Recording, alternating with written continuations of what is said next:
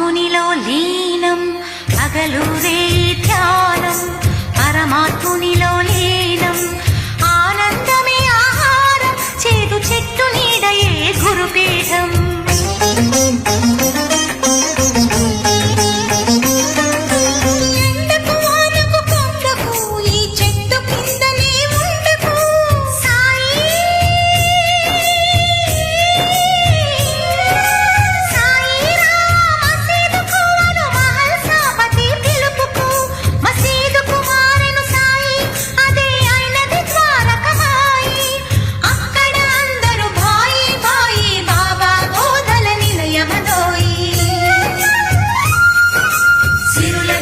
సుఖ శాంతులు కూర్చుని షిరిడి